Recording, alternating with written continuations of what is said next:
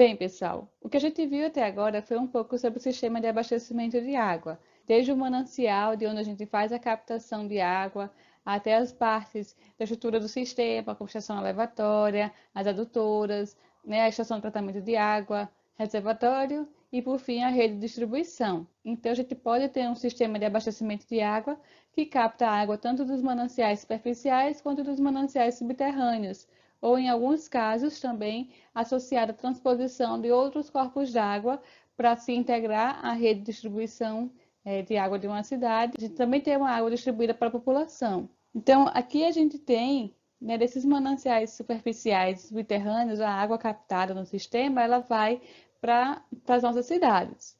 E na cidade, né, numa zona urbana, por exemplo, essa água ela vira esgoto, ela se transforma em esgoto. A gente também viu, né, que a água ela não se perde no caminho, ela apenas vai se transformar em relação às suas características de qualidade. E aqui a gente tem uma estimativa baseada nos sistemas de abastecimento de água do Brasil, né, um estudo feito pela ANA, que mostra que cerca de 488,3 metros cúbicos por segundo de água consumida nas cidades, uma parte dele retorna para o meio ambiente na forma de esgotos, aproximadamente 390,6 metros cúbicos por segundo. Esses valores eles são baseados em estimativas do quanto de água que é consumido e o quanto de água que retorna na fração de esgotos. A gente utiliza um coeficiente chamado coeficiente de retorno, que é justamente a gente conseguir estimar o quanto de água vai se transformar em esgoto. Esse coeficiente de retorno a gente vai ver ao longo da disciplina, mas só adiantando para vocês, ele é o coeficiente chamado, né, conhecido como R, de retorno, e geralmente ele é considerado nos estudos de projeto como 0,8, ou seja, 80% da água que a gente consome nas cidades vai retornar na fração, na forma de esgoto, que são esses valores que estão aí, né? 80% de 488,3 metros cúbicos por segundo, dá 390,6 metros cúbicos por segundo de esgoto dessa água que é transformada em esgoto na cidade. E aí o que é feito com esse esgoto? Parte dele vai ser esgoto bruto, né? Não vai passar por nenhuma etapa de tratamento. Então, aproximadamente, né, 9,1 mil toneladas de DBO por dia de esgoto que é produzido dessa vazão. Então, lembra lá que a gente viu de DBO, a matéria orgânica presente nos esgotos, essa DBO por dia, então, nesse total de 9,1 mil toneladas nas cidades brasileiras. Sendo que desse total, 45% não recebe nenhum tipo de tratamento, chamado esgoto bruto. A gente pode ter sistemas em que esse esgoto bruto ele é lançado diretamente no solo, não passa por nenhum tipo de coleta, através de fossas rudimentares, por exemplo, ou de lançamento direto no solo, em algum corpo hídrico, ou então a parcela dos esgotos que é coletada, mas que não é tratada. Então, a gente também pode ter o caso de se ter coleta de esgoto, mas não se ter tratamento do esgoto. E eu estou coletando e apenas afastando esse esgoto bruto gerado na cidade, destinando para outro local. Não estou solucionando um problema em relação ao tratamento do esgoto e também em relação à qualidade da água que vai receber o esgoto bruto. E 55% então do esgoto ele vai ser coletado e uma parte desse esgoto coletado é tratada. A gente tem estimativas, né, de que 43% do esgoto gerado nas cidades são coletados e tratados em ETs e outros 12% são encaminhados para tanques sépticos, que também é uma forma de tratamento, geralmente aplicada para sistemas individuais, e que vai entrar nessa estatística do esgoto que é coletado e tratado. Eu trouxe aqui para vocês esse outro panorama em relação ao coleta e tratamento do esgoto nas regiões brasileiras, né, comparando aqui o Sul, Centro-Oeste, Sudeste, Nordeste e o Norte, em relação ao percentual de esgoto que é coletado e daquele que é coletado, o que é tratado. Então, a gente tem para cada 100 pessoas no Brasil, considerando, né, o território brasileiro, 43%, né, dessas pessoas vai ter um sistema de coleta e tratamento do esgoto. 12% estão ligadas a sistemas individuais, também de coleta e tratamento. 18% tem o esgoto coletado, mas não tratado. E 27% não tem esgoto nem coletado, nem tratado. Só ressaltando que esses são dados de 2017, né? Um dado relativamente recente. E se a gente for fazer essa comparação em relação ao Nordeste, a gente tem que a maior parte dos nossos esgotos, 41%, não é coletado e nem tratado.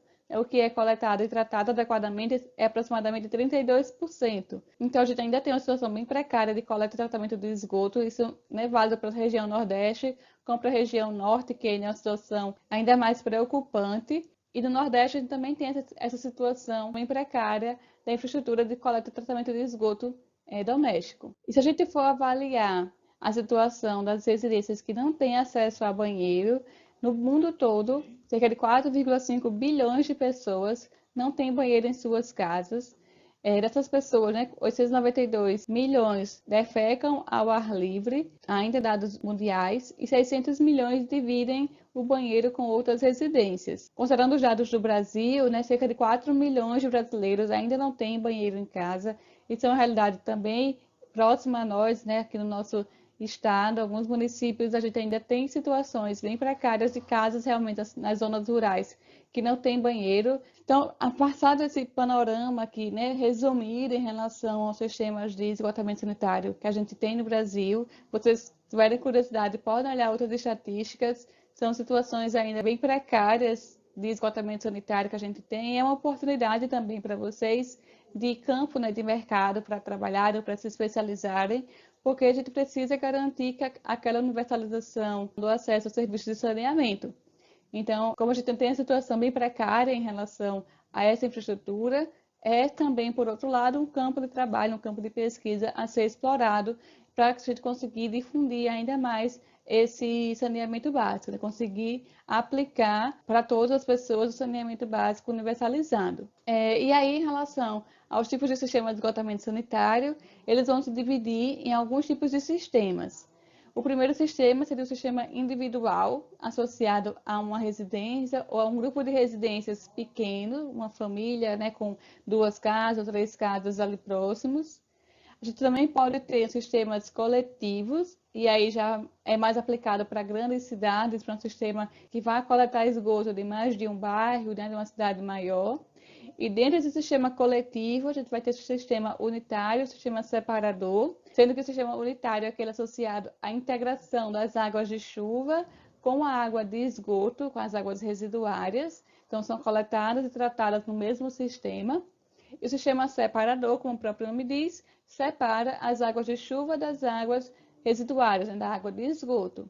E ainda dentro do sistema separador, a gente vai ter o sistema convencional e o sistema condominial de esgotamento sanitário. O que é mais aplicado hoje em dia, o que os projetos mais utilizam, são sistemas coletivos, separadores convencionais, que prevêem essa coleta de esgoto, né, para uma região maior, separando a água de chuva da água do esgoto, água residuária, e com a coleta do tipo convencional, que passa nas nossas ruas. Essa aula de hoje a gente vai estudar um pouco mais sobre o sistema individual de esgotamento sanitário. Esses sistemas individuais, eles são aplicados para populações rurais ou populações difusas, em que uma casa fica mais distante da outra, e são conhecidas também como soluções individuais de tratamento de excretas e de esgotos, sendo que essas soluções discretas e esgotos elas vão se diferenciar em relação ao acesso ao serviço da infraestrutura de abastecimento de água. Se eu tiver uma região que não tem acesso a essa infraestrutura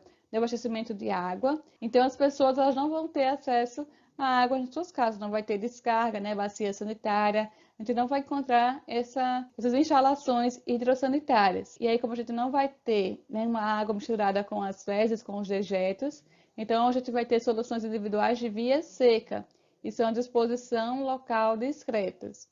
Já os de via úmida são a disposição local de esgotos, e aí, nesse caso, as residências têm acesso à infraestrutura de abastecimento de água, pode-se ter descarga nos banheiros, nas bacias sanitárias ou nas pias das casas, né? Ter uma torneira nessas pias de banheiros ou de cozinha. Enfim, a gente vai ter uma solução já de esgoto que tem uma parcela dessas fezes por via úmida. Bom, aí vocês podem me perguntar, professora, mas a gente vai estudar essas de via seca, na disposição local de excretas, por quê? Né? Se tem mais residências com sistema de abastecimento de água.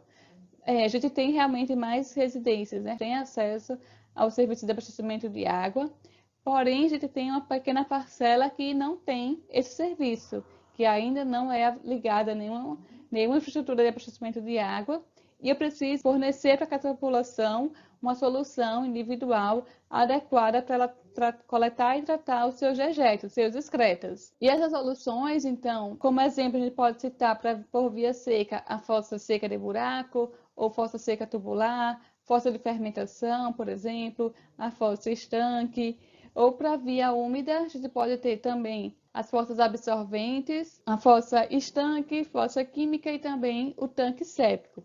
Geralmente o que a gente mais encontra de aplicação desse sistema individual é o tanque séptico. Mas eu vou passar aqui para vocês, só para vocês conhecerem que a gente também pode ter outras tecnologias, outras soluções de esgotamento sanitário, sistemas individuais, tanto por caso que a gente não tem acesso ao serviço de abastecimento de água, como quando a gente tem o sistema de abastecimento de água nas residências.